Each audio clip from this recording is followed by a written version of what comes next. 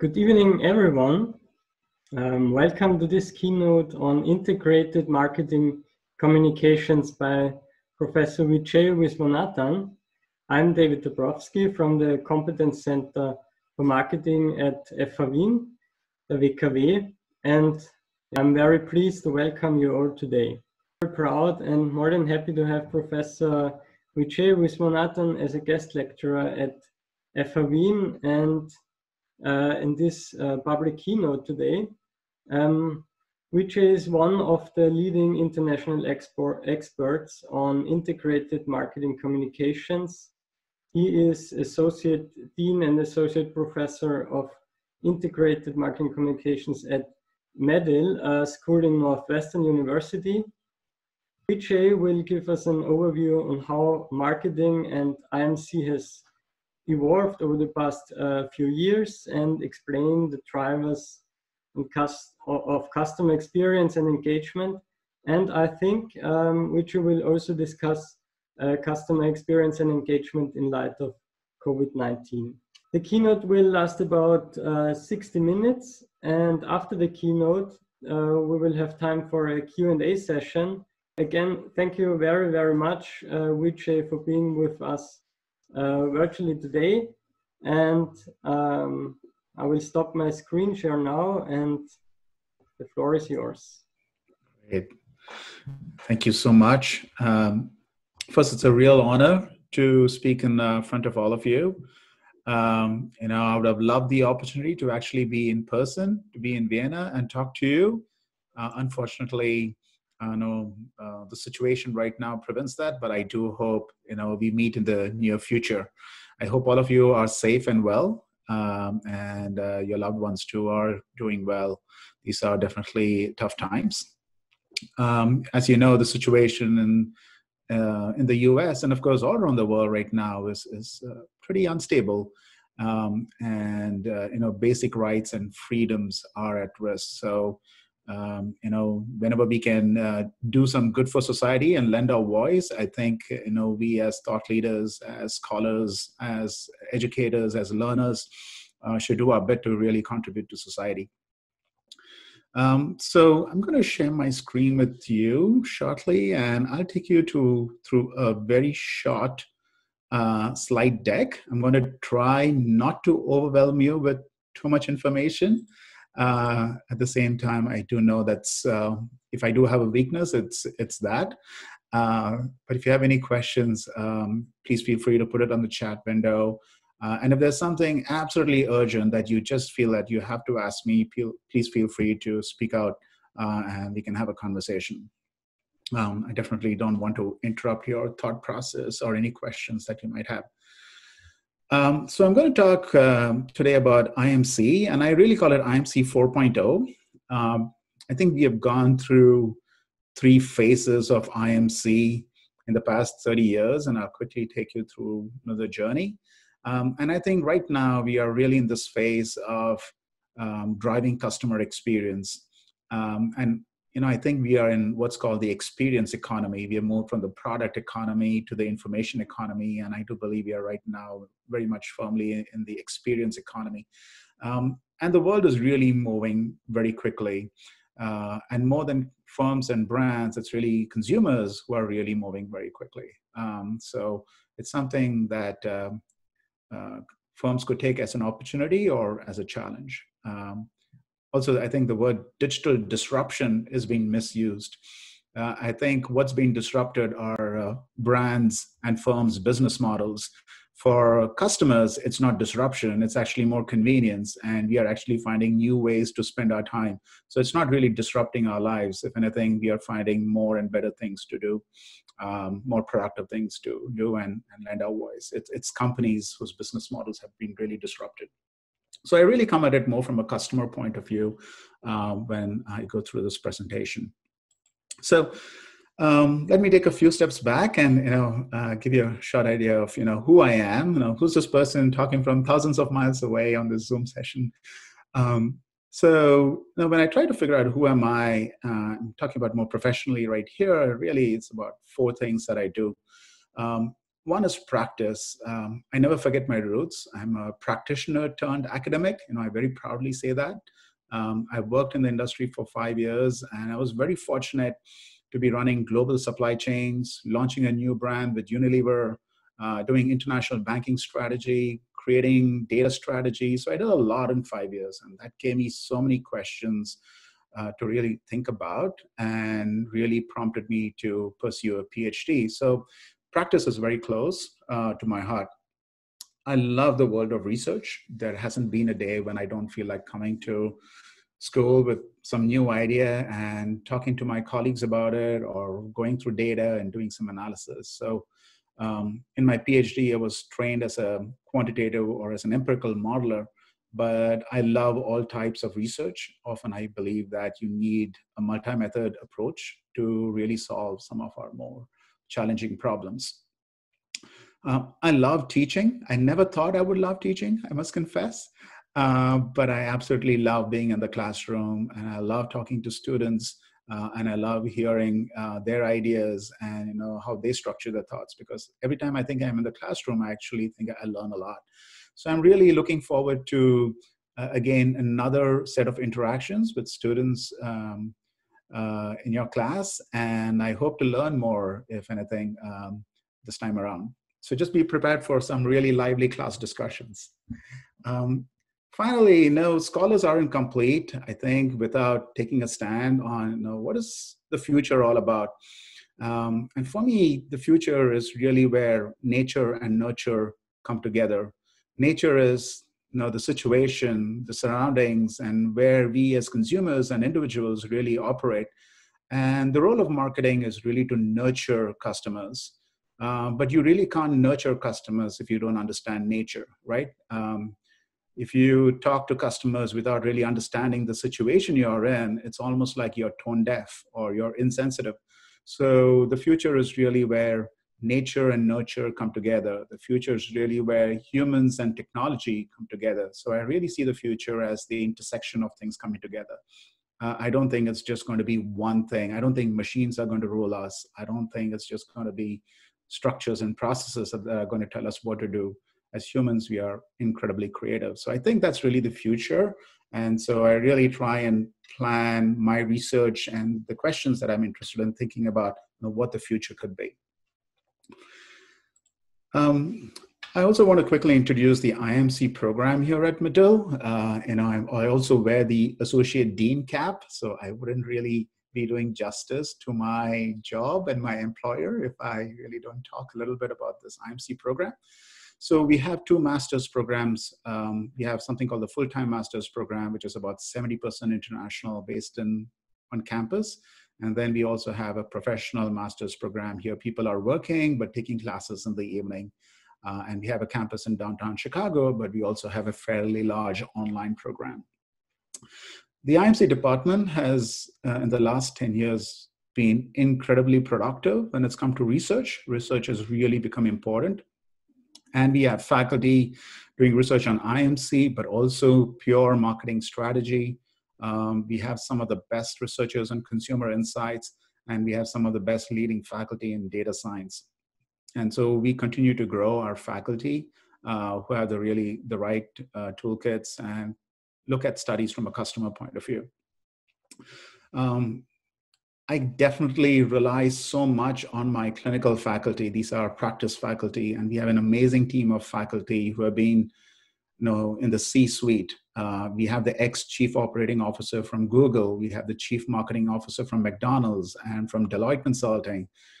We have the chief creative officer, and then we have the chief communication officer from Mondelez. So, we have an incredible array of faculty who understand the real world, and they work really well with our research faculty. So again, research and practice sort of coming together, which I really believe drives value for community as a whole. So let me go through IMC. So what is really the IMC story? Where did IMC really come from? So in my view, the father of IMC is Professor Don Schultz. And Professor Don Schultz joined Medill. He finished his PhD at Michigan State University. and then came here to Northwestern and joined the faculty in 1977. And after about 13 years, this is around 1990, Don realized that the digital age is close by. He is a visionary. I have so much respect for him. And he realized that the internet is going to change the way consumers and firms behave. And this is like early 1990s, so really a pioneer. And he helped create what's called the IMC degree at that time. So we were an advertising program, and he realized that the word advertising is soon going to be irrelevant, and it's going to be some sort of integrated marketing communication. What I love about Don was that he was a scholar who never hesitated to criticize his own work. All the conversations I had with him would be how irrelevant his work is, because the world is changing so fast and people are changing and their behaviors are changing. And he thought the frameworks he had developed were not relevant anymore. And that was his constant goal, to keep abreast with customers. And he really served the community, Northwestern, the academic community really well. And he retired from service last year. So how has IMC really evolved? IMC really evolved by focusing on the core concept of customer centricity. So while other B schools really focus a lot more on product management, product marketing, product innovation, we don't take that point of view. We believe that products exist because customers exist. And so it's really important for us to understand the customer needs, consumer insight. Those are really important courses in our program. The concept of customer centricity is really not new. It's existed for more than 50 years. So you had management guru here, Drucker in 1954 saying, it is the customer who determines what a business is, what it produces, and what it will prosper, right? So the fact that that businesses had to focus on the customer was really not a new concept when Professor Don Scholl started thinking about IMC. But what has really changed is how companies have tried to be customer-centric. So while everyone preaches and talks about customer centricity, the big challenge for firms has been, how do we really become customer-centric? What does it really mean to be customer-centric? And that's been the challenge even today. So, I don't know how many of you all recognize some of these brands right here. So I'm just going to open it up. But, you have Oldsmobile, and which was from a brand in General Motors, Mercury, another famous automobile brand belonging to the Ford family. Minolta, Blockbuster. Blockbuster used to rent videos for a really long time. Polaroid, iOmega, which was really a hardware company, did really well.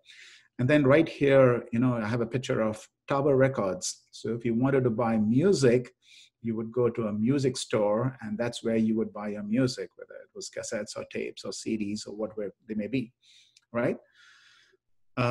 All these businesses, all these brands have either gone out of business or are in real trouble, right? And it's not that they did not care about their customers. I would find it hard for an executive from Oldsmobile to tell us that Oldsmobile did not care about its customers. So it's not that they really didn't care.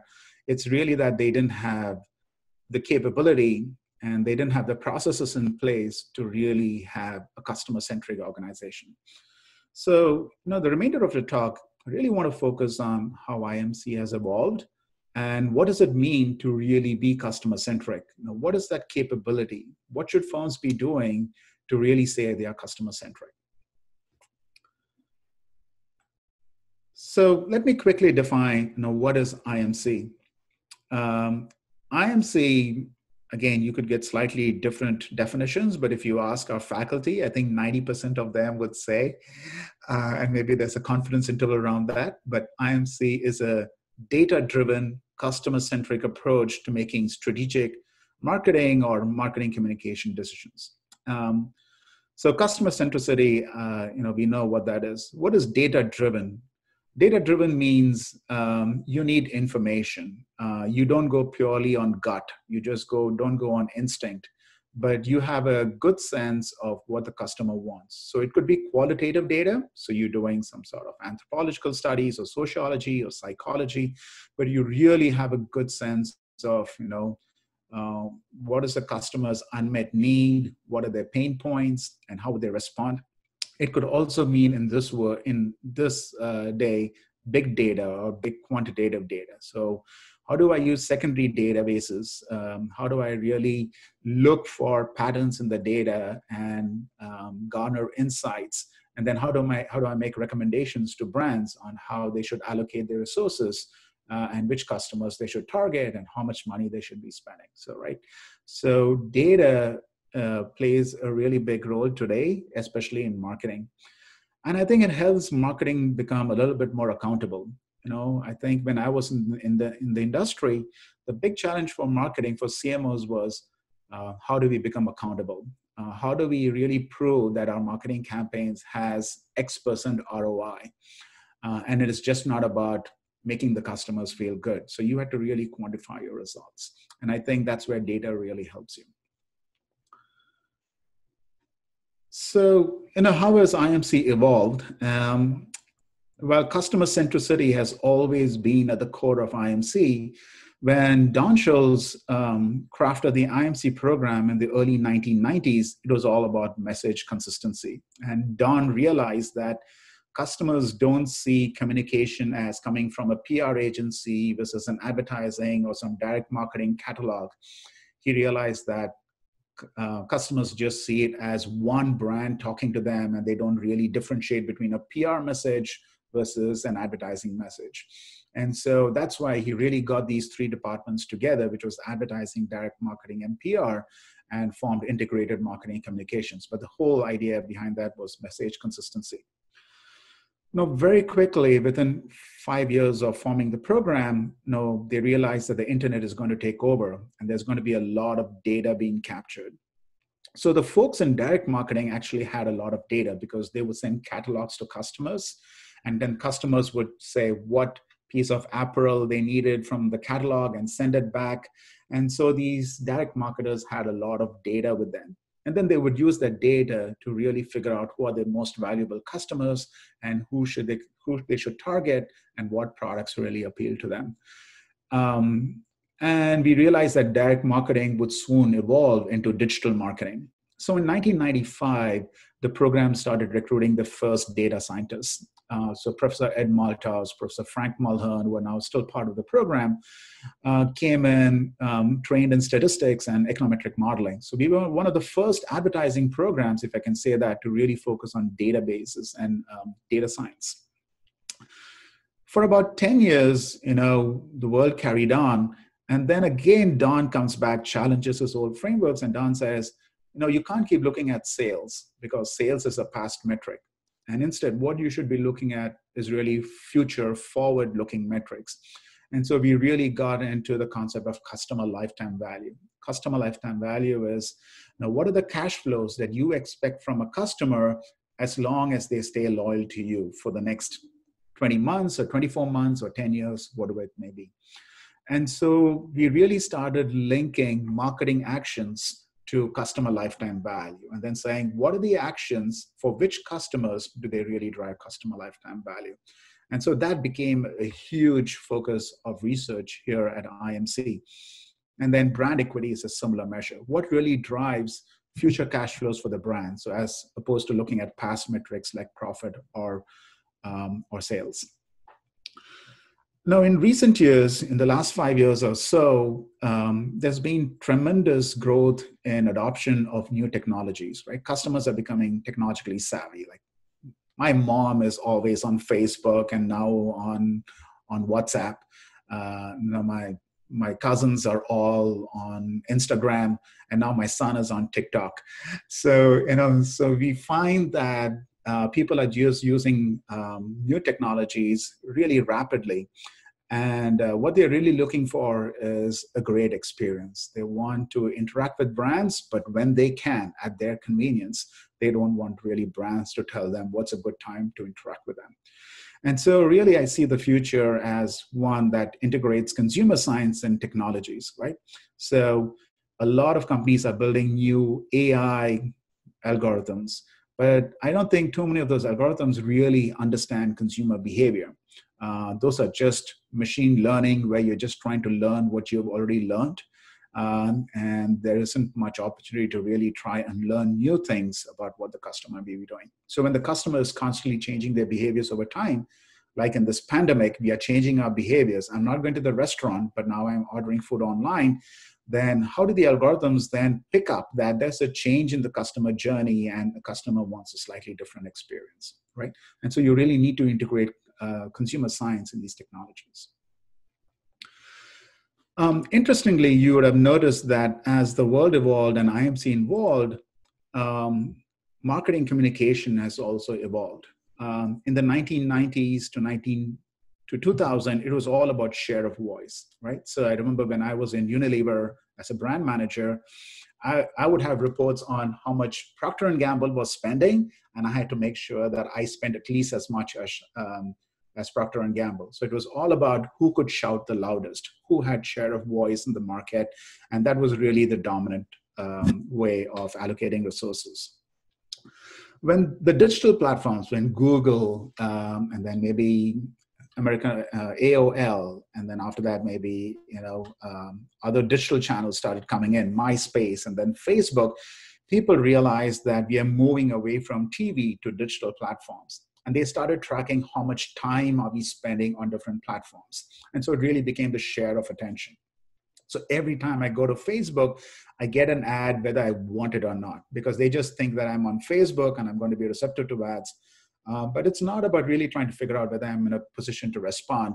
They just want share of attention. So if you spend more time on a certain channel, you're more likely to get an ad served to you there. So that was the whole model of share of attention.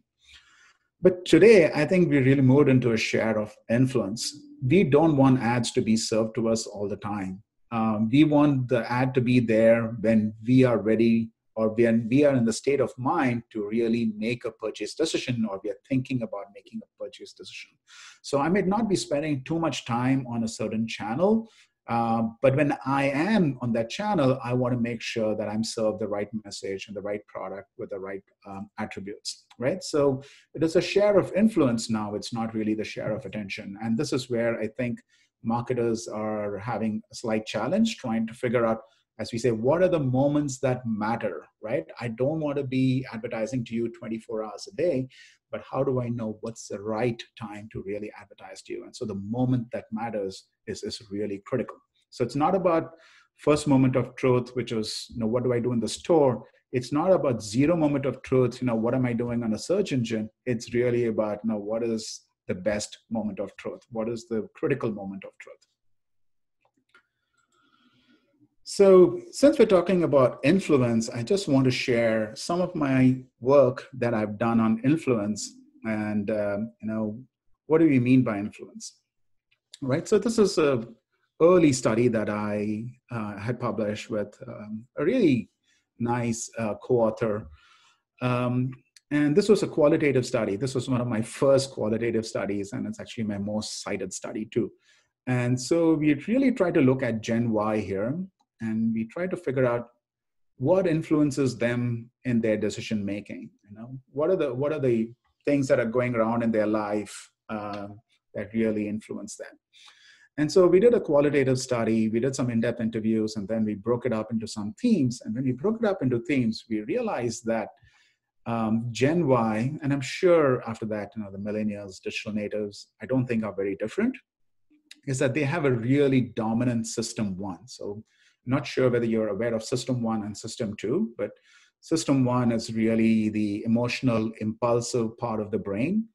And system two is more the thoughtful, executive part of your brain. It's a more rational part of your brain, if I could use that term. And we realized that in Gen Y, they had a really dominant system one, or a dominant emotional impulsive system. Now they were looking for instantaneous gratification. They were typically loss averse. They really didn't care about, doing a lot of research. And they framed decisions very narrowly, right? I just want this done and I want to make sure that's done. That's it. They didn't really think about the bigger picture. But then how they made sure that they didn't commit a mistake was using what we call a proxy system too. So the support system in their decision making was really friends and family and digital media. So family and friends would advise them on whether they were making good decisions or not. Digital media, like user-generated content, would tell them whether this was a product worth buying or whether this was an investment worth putting money into. So they really used external sources to rationalize their decision. Typically, when you look at psychology as an individual person, it's just me, it's an emotional part, but then the prefrontal cortex tells me whether I'm doing right or wrong. And in Gen Y, we really realized that they use the external, they use the network structure to really rationalize decisions for them. And we saw this across a range of decisions, whether it was products or whether the relationships they got into or the career choices that they made, right? So which tells me that, what really influences them. This was another study that I did with Professor Manfred Kraft at the University of Munster and another colleague of his. And we started looking at influencers, and we realized that not all influencers are the same. Now, there's a lot of talk today about influencer marketing, right? And it sometimes is not clear to me who really is the influencer. I think for most companies, an influencer is the one who has lots of followers. And in my opinion, then that influencer is typically what I would call an extrovert, right? An extrovert typically likes to talk a lot, likes to share a lot, and has lots of followers. But there is another type of influencer who really understands the product, who really knows what the product is made out of, and is more of an opinion leader, right? So in this study, we really looked at two types of influencers. We looked at extroverts who have lots of followers, and we looked at opinion leaders who maybe don't have as much followers, but really understand the product. And this was for a financial services company. So it was really important that some of the investment advisory services from the bank, the people really understood what it was about. So we looked at, who really gets you more referrals. And when we looked at who gets you more referrals, they were really the extroverts, right? So I have more followers, so yeah, I'm going to get you more referrals. Then we looked at who gets you more successful referrals. A successful referral is one who finally invests in a product or opens an account. And again, we found that people who are extroverts get you more successful referrals. But then finally, we looked at who gets you more profitable referrals. And when we looked at that, we realized that it was not the extroverts, but it was really the opinion leaders. The opinion leaders got you more profitable customers, right? So now if you're a company, you really want to think about this very carefully about who is your influencer. If your influencer is just an extrovert and has a lot of people in the network, yeah, you will get perhaps more people to buy your product. But are they really going to be the most profitable customers? Are they really going to be the most loyal customers? Perhaps not.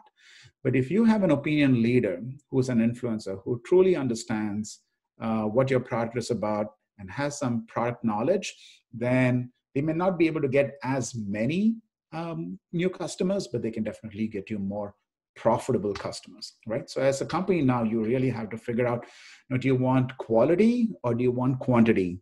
And if you want quantity customers, you want market share, you want more sales, then maybe extroverts. But if you want more quality customers, more profitable customers, then maybe you need an opinion leader. And so I thought this was a really interesting study. We published this a few years ago. When you look at influence, we also realize that sometimes having too many influencers in the network can be detrimental. So this is another company in Germany. It's a huge Fortune 100 company, and its main business is providing products to farmers. And we realized that they had a loyalty program. And in the loyalty program, it was like they had status, silver, gold, platinum. And they were really hoping that their platinum status farmers would influence other farmers to join the loyalty program. So I developed a spatial model to figure out if people are close to a platinum status farmer, then are they more likely to adopt the program faster than other farmers who are not close to a platinum status farmer? And we found some really interesting results. We found that these platinum status farmers did have influence on other farmers in the neighborhood, but only up to an extent. If there were too many platinum status farmers, so in my vicinity, once more than 40% of the people around me were platinum status farmers, then I really didn't believe that the program was special for me. I didn't really believe that, this program would do great things for me, and there was a less chance that I would likely be to adopt the program.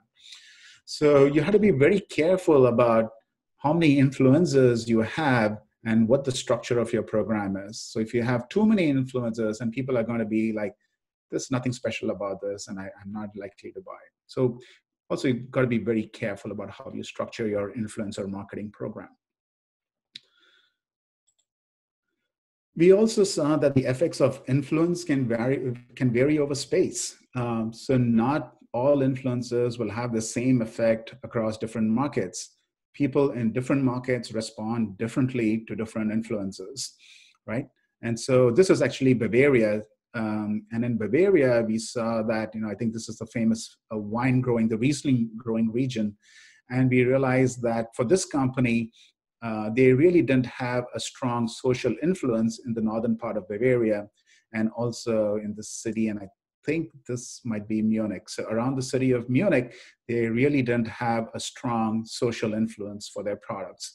But in other parts, you can see that in varying shades of blue, social influence was pretty good, right? So now you know where you need to spend your marketing and where you can rely on word of mouth, right? So if I can rely on word of mouth, and I can perhaps allocate my resources to other areas that really need attention. It tells me where my customers are going to help me, and it tells me where I need to help myself. So again, this is a really interesting study.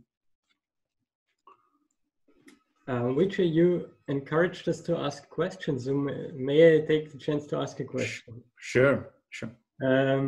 How can companies engage with influencers, and how can they identify the best influencers? So identify the opinion leaders from like the extroverts.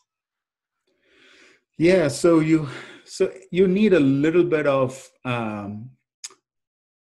survey data too. If your customers are not on social platforms. If they're on social platforms, then you can track your customers and you can see what are your customers saying and what is the content of their message.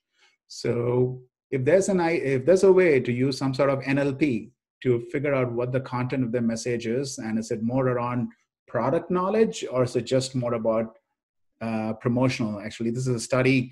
I have lots of studies that I haven't published. They're all in my drawer. One such study really looked at, product knowledge versus campaign knowledge. And people who just focus on the campaign and the deals are more likely to be the extroverts and spreading information on that. People who talk more about the product more knowledgeably are more likely to be those opinion leaders or market maidens. So, but you need to do additional studies. It's difficult to pick that up. So in our study, they actually did a survey. So we actually had a scale to track opinion leadership and extroversion.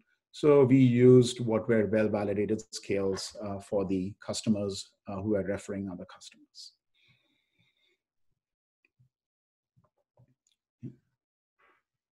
Thank you. Yeah.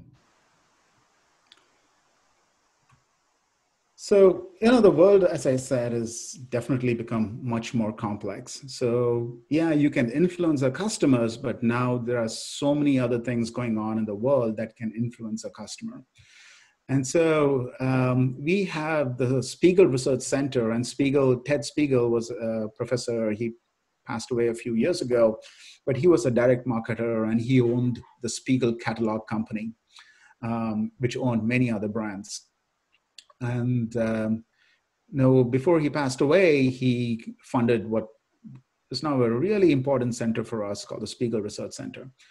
And the folks working at the Spiegel Research Center then came up with this new way of explaining the customer engagement engine. So let me quickly go through what these gears here in the program, in this figure actually mean? So almost always you need a brand action. The brand typically has to initiate some sort of conversation. Not always, but mostly. And when a brand initiates some sort of action, then there are brand dialogue behaviors. So brands and the customers, or customers and other customers, they start talking to each other, and these conversations then may influence certain motivations, right? So customers may start thinking about a product, it may come into their consideration set, and they're getting more information. So it may drive motivation. These motivations are likely to drive purchase behaviors. And after I purchase a product, I'm going to consume the brand, and we call consumption different from purchase. And once you've consumed the brand, that may lead to more conversations. So I come back and I share my experiences with the brand with other customers, right? So we really see this as the new customer engagement engine. We really define engagement in terms of behaviors. So we actually call them customer engagement behaviors, or CEBs. And a large part of the literature also defines engagement as behaviors. So, what does customer engagement really do? So, this was Van Dorn really defined customer engagement about 10 years ago. And I won't read the whole thing out, but an important part of customer engagement behavior is what we say non-purchase behaviors. So I don't have to engage with the brand only when I'm buying it, but I can also engage with the brand on other platforms and on other touch points. And Brody and others then went ahead and said, now, what are some fundamental propositions about customer engagement? So it could be a psychological state by virtue of interactive customer experiences. So clearly, customer experiences could drive customer engagement. And customer engagement occurs within a dynamic, iterative process of service relationships. So the service aspect becomes really important. It's not just about buying the product or consuming a product. And it occurs within a specific set of situational conditions generating differing consumer engagement levels. So not all customers engage with the brand in the same way.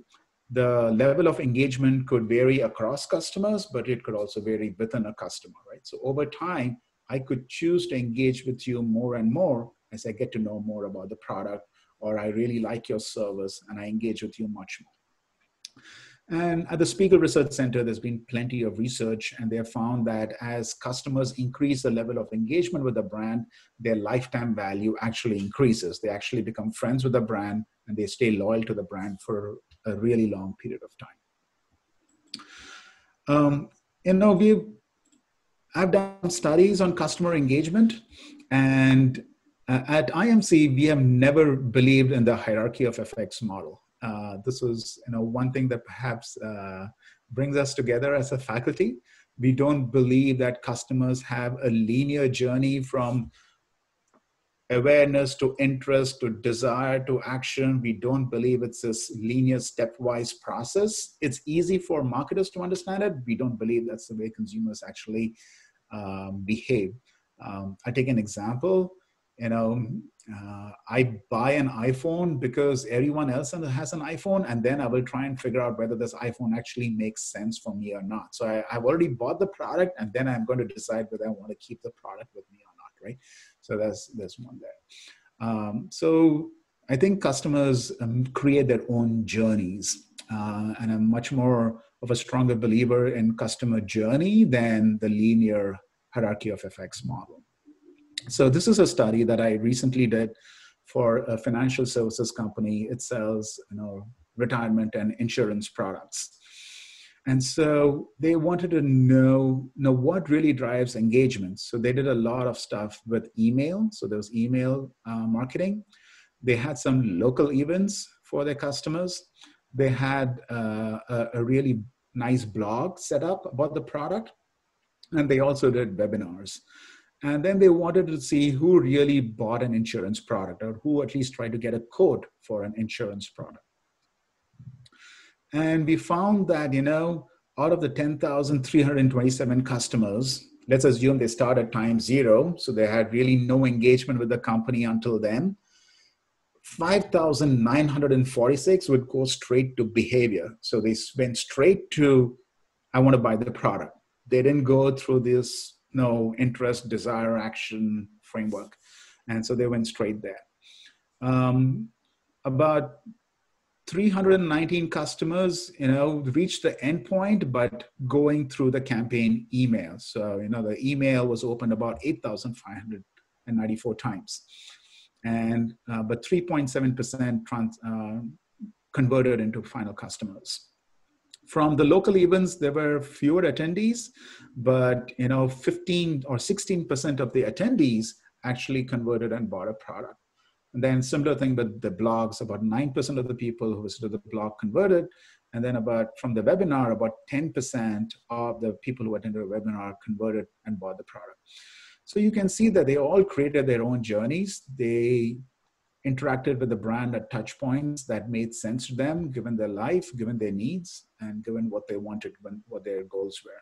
And so now, you sort of have a better idea of, what are the different touch points, what is the ROI of each touch point, and where you need to perhaps reallocate your resources the next time you have a campaign similar to this, provided nothing else has changed, of course. Right.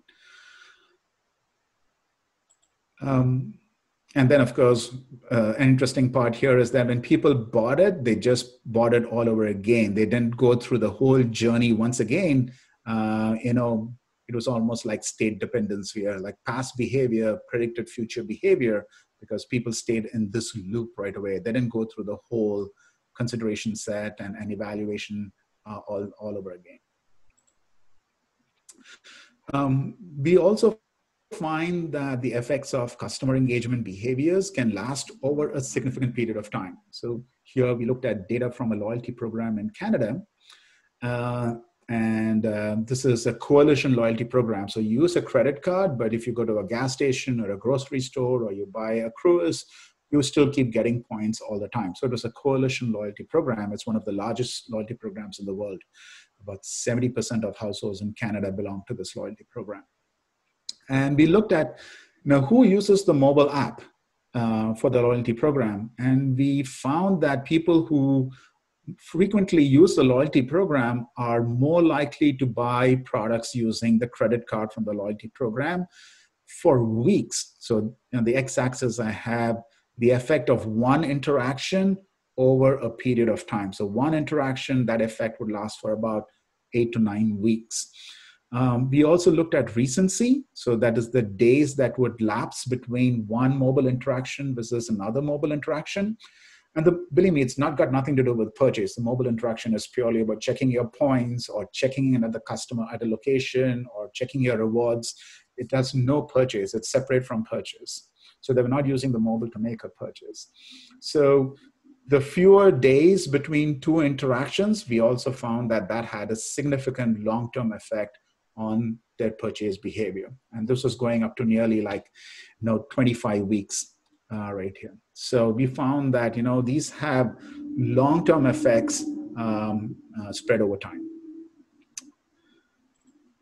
So in effect, I really like this framework by Kumar. Customer engagement behaviors drive overall firm value. And what do we mean by that? First, they drive lifetime value. So the customers stay loyal to you and they buy more from you for a longer period of time. So it drives the lifetime value of the customer. They help you acquire new customers. So that lowers the cost of acquisition. They can spread positive word of mouth about you. So they protect your brand when your brand is in trouble. And more importantly today, there's a lot of focus on customer knowledge value. So how do customers really co-create and co-design new products with you? So let's assume I was flying British Airways to Vienna. I didn't enjoy the experience and I give them some feedback saying what they could do better. That's like helping them co-design or co-create a new service or improve their service. So how do I really use feedback from the customers to provide a better customer experience, right? And that's really important. So a lot of companies are really focusing on leveraging customer knowledge value today. So how can firms drive customer engagement behaviors? And so since we are really in this phase, what is really the future of IMC? What is the framework that we could use to really bring things together? So here is the work that I've been really working on for the last year or so. And so this is what I call IMC 4.0. So this is a new framework that I've developed with another professor at Northwestern. You know, in marketing, the 4 Ps are really famous, right? Product, price, place, and promotion. And we believe the 4 Ps are dead. We really don't believe in the 4 Ps. I was actually talking to some CMOs a couple of weeks ago in New York before the crisis started. And they were like, no, we need a new framework. The 4 Ps just doesn't work anymore. And so, you know, we really believe that customer centricity is about putting the customer at the center and really driving a positive customer experience. And how do I really drive a positive customer experience is by understanding the context, the consumer insight. Now, what's really going on in the consumer's world? The context is really important. If you know the context, then you can drive the right content. You got to be able to calibrate your efforts. You need to know what's working well, what's not working well, and do some real-time testing. You need to have the right metrics. So depending on where the customer is in their journey, are they just starting their journey, or are they in the last stage of the journey where they put things in the shopping cart, but they haven't finished purchase? Now, what are my conversion metrics? Become really important. Last but not the least is, how do I really collaborate? How can I collaborate with the customer? How can I provide them the right level of service, whether it's online or whether over the phone or in the store?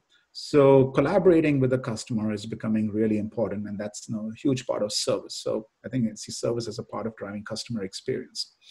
So this is what we call the 5 Cs framework, and we define customer experience as really the change in affect attributable to an interaction that a customer has with a brand at a specific touch point, right? So I have multiple touch points, but now there's a change in my affect, or there's a change in my attitude, and that change in attitude will then drive behavior. So how do we really see this different from what marketing has done in the past? So if you look at the customer, this is traditional marketing using 4 Ps. The customer was typically segmented based on their demographics, age, gender, location, the value of your house, how many dogs you have, demographics. And then it moved to digital marketing, which really relied more on interactivity. Are these customers interacting with me more frequently than other customers? That was all digital marketing. And today we believe that every customer wants personalized or customized service. So I want to be a part of society, but I'm also my own individual. So we're really breaking up customers into small segments, maybe even a market of 1, if I can serve the customer at an affordable cost. So when you look at context in the 4 Ps here, it's all about push. I push the product, I push the brand, typically using pricing or promotions. In digital marketing, it's got to do a lot with interactivity. Who's able to click, and go make the final purchase. Today, customers don't want to be clicking 5 times before they want to make a purchase. They want, something that's absolutely relevant to them at that point in time. Their payment is already saved, and all they want to do is make a purchase if they think they're ready to make the purchase. So you really need to understand the context and how you use technology. Content is where we have seen a lot of change. Before, it used to be TV advertising, and 1 million customers would get the same TV ad. And then it became a little bit more interactive, but I think the digital age was still about using TV ads in a digital platform, right? We really didn't use the whole features of digital technology as we are using it today.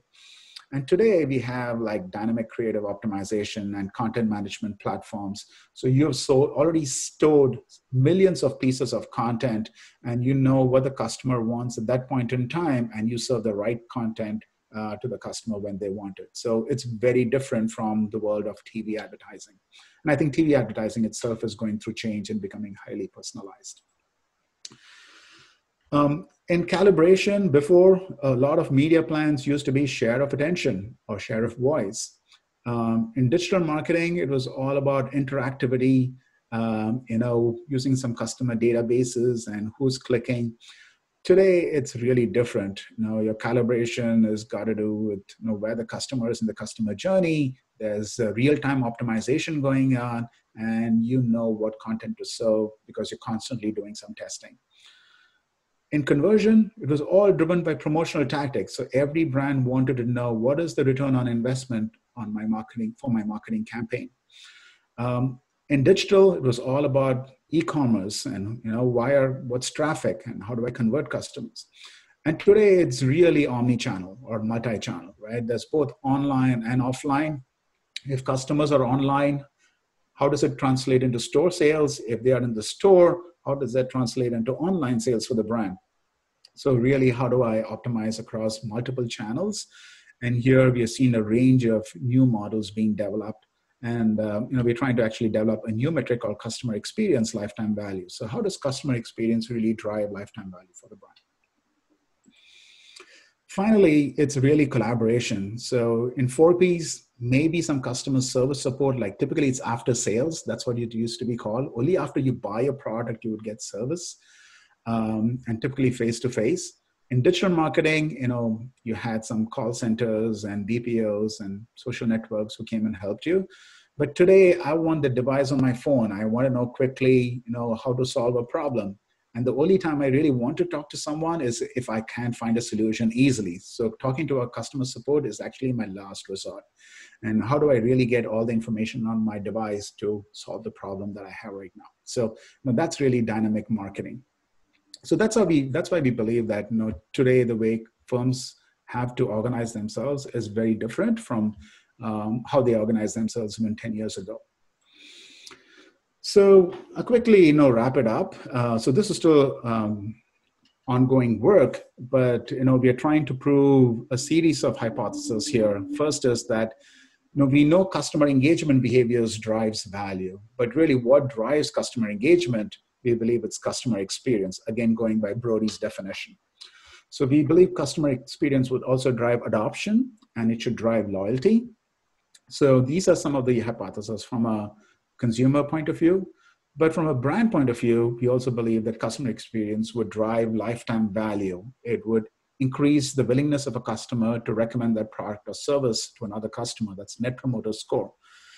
Customer experience should increase the future cash flows that I expect from a brand. So that's brand equity. And it should lower the risk to a brand, right? If I have built trust and I have goodwill with a brand, then I will stay loyal to the brand even when things are tough. So it should lower the risk to a firm.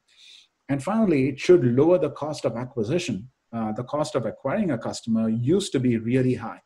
But today, your customers are driving new customers to you.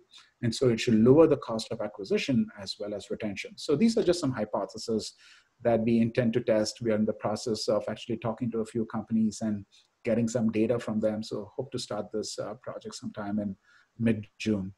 Actually, I have a call right after the lecture.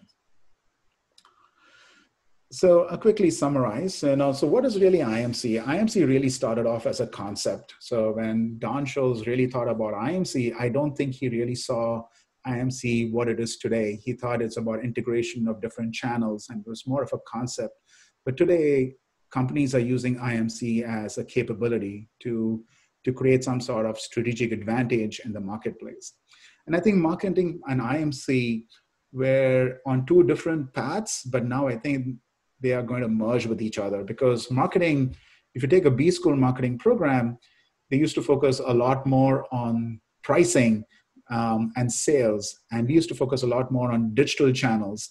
But now digital channels are selling and all your stores are becoming advertising channels. So, the two are just going to merge with each other. IMC as a discipline has really benefited from the research that has been done. I think research has helped validate the different components of IMC, especially what is customer centricity, what is customer engagement, and the work that has been done over the last 10 years has really helped us build some nice frameworks. And I do believe that the future of IMC will be driven by the convergence of society and technology. I don't think we will let machines totally rule us because we as humans want what's fair and what's right. And machines may not have the ability to have some, say, moral decision making, for instance, or understand what is equity and what's inclusion, which society today is looking for. So I think, at least for the next 20 years, the future is still about how humans and machines get together. And I think that's what the future of IMC will be about. Thank you for patiently listening to my talk. If you have any questions or even suggestions or feedback, I really welcome them. Thank you so much. Thank you very much for this highly interesting lecture. And yeah, please, if anyone has any questions, just turn on the microphone and ask or post it to the chat.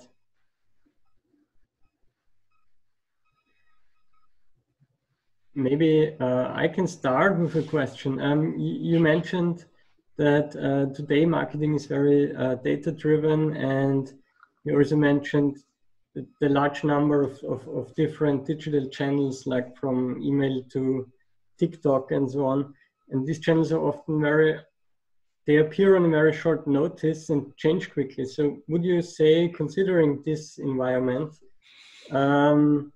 are there still needed marketing generalists with a holistic understanding of marketing, or would you rather say that we need specialists who are really experts on one channel, for example? Yeah, I think that's a great question. So my view has always been that we should be channel agnostic, that we shouldn't really care about the channel, but we should really be more informed about what drives the customer response. So it's not the channel, it could be the channel, but more specifically it is what is the content delivered at that point in time that really resulted in a negative or positive response. And so I think that's where I think we as marketers should really focus our efforts. And I think that's why consumer science then becomes important, because we're really truly trying to understand the consumer's decision-making process. So I hope there's more work focused on content and context rather than just the channel. Okay, thank you very much. There is a question in the chat. How is the current crisis influencing the trends in IMC? Yeah, so we have a couple of crises right now going on. So first, I'll just talk about COVID. I think with COVID, a lot of businesses are going to be in trouble because they have put too much resources on just one channel. But customers are not after a channel. What they're trying to do is solve a particular need or find a solution. So, I still want to enjoy good food from a restaurant, but it's not necessary that I have to go to the restaurant. And unless the restaurant can find a way to still deliver good food to me, either directly or indirectly through another service provider, then they're going to lose out on my business. So that's why I say customers create their own journeys. And so it's really important for businesses to understand, especially in this point in time, what are those new journeys and where are customers really spending their time? What are the new brands that they are becoming familiar with? How are they spending time with families? A lot of us are spending more time than ever before with our families. And so how is that really changing our lives? And so this is a good time for companies actually to be doing research, try and collect as much data, because anytime there's a crisis, we take a little bit from the past, but we also take a little bit of the new behaviors that we have formed, and together we create something new. So all this data, I hope, are being collected ethically by brands so that they can figure out how things are going to change. The other crisis right now that's going on is, of course, Black Lives Matter. And so I think this is going to change the way we function as a society tremendously. I hope, I'm an eternal optimist, and I hope that what we are going through will give organizations, institutions, governments, everyone some serious time to reflect on their policies, on their procedures, on humanity, and really try and find to make workplaces more equitable. So I hope we see more diversity in just about everything we do, and I hope that businesses encourage more diversity. Just today, I saw on the news that there's $100 million fund that's been created just for diverse entrepreneurs. So I hope they have more opportunities, and I think we will see more such coming up. So I think this will definitely change the way we work together and think of IMC. A question from Nina. Yeah, hi, thank you. It was a very cool talk. Thank you for sharing all this information. Actually, I was wondering also, following up on the things you just said, for example, about the movement that happened yesterday, for example, is there like a trend or a mega trend, or can there be like a ranking of these trends that would actually influence how marketing for businesses work, or how to really like, that has more relevance in the longer term, for example, also maybe considering COVID-19 and the movement that happened yesterday?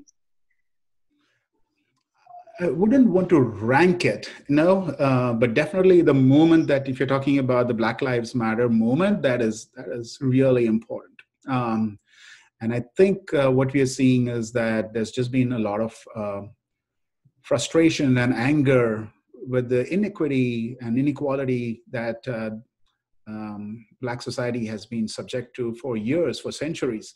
And so people have had enough. And I think they also have allies. I also see plenty of white people now on the streets with people of color and other people of color all coming together saying, we got to change the way we think of ourselves as a society and the opportunities we provide people who don't have a fair share to resources. So I think it's going to be momentous. But again, as I said, I'm an eternal optimist. And I think we will have significant changes. I was wrong the last time, 4 years ago. But I hope that this time that we all come together and we make the change. At the end of the day, it's about people making change. And I think that's what is true in marketing too. People make change, not brands. People decide what they want to do, what they don't want to do, where they want to spend their time, and when they want to respond. And that's what marketers really have to respond to. The power has shifted from brands to people, or the power is now going to shift from government and institutions to where it needs to be with the people. Hans' question, would you agree that marketing as you presented is money-driven and framed by a capitalist system that really does not care about the true needs of people all over the world? I'll say yes and no. At the end of the day, I didn't talk about value solely as monetary profit. I also think of value as a brand purpose that enriches people's lives. That contribute and help their needs. At the end of the day, this is just my personal view. This is not Northwestern. Brands do need to make some money if they want to sustain their mission. So I'm not against a profit, but I am not for, again, I want to repeatedly say this, I am not for abnormal profit. I am not for companies that make billions of dollars in profit. I am not for executive boards that give themselves huge bonuses while firing their employees. I am not for greedy capitalism. So at the same time, firms should have the resources to innovate, to invest money in their employees, in R&D, in society. And for that, they should make a reasonable profit. So I really see value. That's why I say long-term value. When you are greedy and you're trying to make money very quickly, then often you don't drive long-term value, right? Because you get greedy and you often dig your own grave. But if you really want to sustain your mission and truly contribute to society, then you should care about the true needs of people all over the world. And I think there are some brands that actually do that.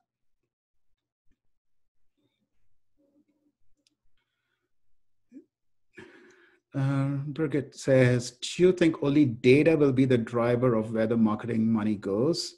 Is there any other power? And what do you think about development of AI and its influence on marketing? All right. I think data will be a significant driver, but data is good only when things don't change, when there are no systematic shifts in the environment that we operate in. But today as well, we are seeing constantly new things being created and old things being destroyed. So in that case, the data that we have really serves no purpose because It only tells you what happens in the past. So if things keep changing, then again, it'll come back to more qualitative data. How do you capture informal sources of data? How do I talk to my customers? How do I talk to people? How do I truly understand what's happening in society? Those informal sources of information capture is also data, and how you use that is going to be critical. So I just published a paper on artificial intelligence and in the world of marketing in a Journal of Interactive Marketing. It's forthcoming. And we really talk about two types of knowledge that you have to capture. Now, there's this formal knowledge, but formal knowledge does only so much. But what you really need is implicit knowledge, the informal sources of knowledge. And that's when, you can truly drive value for your customer. So until that is done, I think AI is not going to be really beneficial. I have some senior alumni in China who are working on AI, and they have often told me in confidence that their AI algorithms are not working as well as they do because they are not really using consumer science. They're just using past data to keep on repeating the same behavior. And at some point, customers are going to get tired. So you got to be careful about the different sources of data. So you really got to expand data and see what all information I have, and then make your resource allocation decisions. Maybe also one question from my side, because you mentioned the traditional marketing model with the 4 Ps, and also coming from a student's point of view, would you say this model is completely obsolete now and we can completely forget about it and just focus on the customer experience models? Or is there also something that we can still take from the traditional model? Yeah, no, I don't think any model completely dies. That's the way our world also operates. We haven't totally given up the radio, even though we still are in the digital age. So there might be some bits and pieces. I think from the 4-piece model, if there was something I would still keep, it would be maybe price. But not the way price is being taught in B schools. Price is taught in B schools as a way to maximize profit. In econ, the whole objective function is maximization of profit. And I don't think that's the way companies should operate anymore. I really see price as driving value. So for the customer. So what is the customer willing to pay for the service that he or she gets from a particular brand, right? So if you come from a customer point of view and think about it in terms of value, then price has a very different connotation. It's now more about profit maximization. For instance, I'll give you an example. So Uber is a company, right? Everyone knows Uber. Whenever there's a storm or if, a crisis in a city, the Uber price algorithm believes that there's an inflated demand for taxis and raises the price. Which is totally unfair, right? Which makes no sense. But people are looking for taxis because there's a storm coming and they want to go home. It's not that they want to pay $400 instead of $20 to go home. And so when you look at price then from an econ perspective, it is like demand is increasing, so maximize profit. And that's what the AI algorithms are telling Uber to do, which is totally wrong. Instead, you got to look at it from the customer's eye and say the customer is in pain right now and needs to get home to avoid the storm. And so I've got to make sure that my prices still stay constant, or if anything, I lowered my prices so that everyone is safe and deliver value for the customer. That's a great customer experience. So that's why I believe that the world of 4 Ps is now old, at least the way it is being taught. And I'd rather go with the 5 Cs framework. Thank you very much. Do you think that the digital customer experience will become more important after we've experienced where digital was the only way to, or do you think it will remain the same level of importance as it has been for? Yeah, so from whatever I have seen, I think digital experience will only become more important. I think after this crisis, at least the COVID-19 crisis, people want to be safe. And so I can see how stores are going to tell customers on their mobile app whether the store currently is crowded or not, whether this is a good time to shop in the store. So giving you some real-time information so that maybe it's safe for you and you can have a good shopping experience. So I do believe there are a few more innovations coming that should only improve our digital experience. That said, I don't think stores don't have an opportunity to innovate. So I'll give you an example here. So, we have a brand called Panera which sells sandwiches. And today, no one is going to the store to buy sandwiches.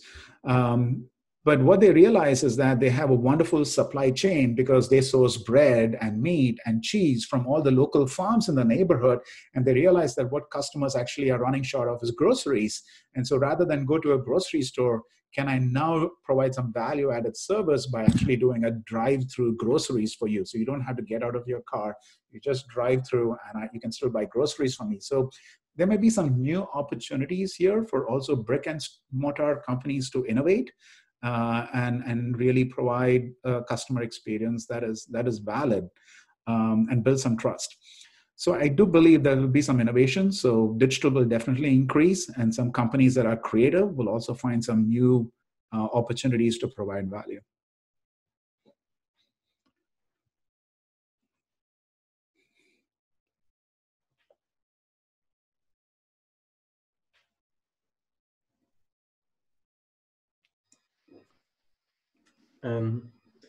May I ask another question? Sure, sure, Dave. At some moment in your lecture, I was kind of remembered to Marshall McLuhan, and when he said the medium is the message, and I thought of it like customer experience is the product. So would you agree that customer experience somehow is the product itself in a digital world? I think customer experience is more than the product, all right? So it's much more. So let me give you an example of customer experience. I think with one example of a company that does it really well. So, Disney is a world famous brand. And when families decide that they want to go to Disney, and typically families book it like 6 months, 9 months, maybe even a year before they want to go to Disney. But right away, Disney sends you the right content to build up that anticipation, right? To make things already more exciting even before you're in Disney. So they're going to try and say, hey, here are some videos of the roller coasters, or here are some ways where you can avoid all the heavy lines, and here are some places where you can buy food. So you're already sort of, raising the anticipation. So experience doesn't have to really do with the product or the consumption. It really starts even before the consumption of the product. It really starts in that customer acquisition stage and building up the anticipation. So now in my mind, I'm already sort of visualizing the whole experience. And then I go there, and hopefully what I expect is what I get. But even after I finished experiencing Disney is going to try and help me reconstruct that experience, right, in my memory. So experiences can be reconstructed, and they're going to say, hey, we found this, it looks like you took this Harry Potter ride and you had a great time here. So here's one way for you to think about this wonderful experience that you had with your family on the special occasion. So they're trying to keep that consumer experience live even after you've consumed the product. So that's why I think it's a little bit broader than just the product. But that's the whole Disney product, right? It's just not Disney World.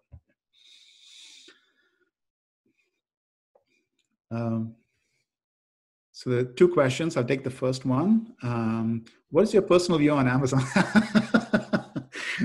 That's a great question. Oh my goodness, you're going to get me in trouble. I am not a huge fan of Amazon. I will say that right away. I always try to split my basket. I come from India, right? I grew up in India where I've seen mom and pop stores. I've seen small business stores, and every time I go to India and I see fewer and fewer of them and just big malls opening or just e-commerce taking over, I really feel bad for the people. hopefully, they're finding other jobs and the future generations are retraining themselves. But I just feel that Amazon is almost like a monopoly in the world of e-commerce. And so I do hope that there are other competitors who come and give Amazon a run for its money. So I'll stop there. But I always try to split the load.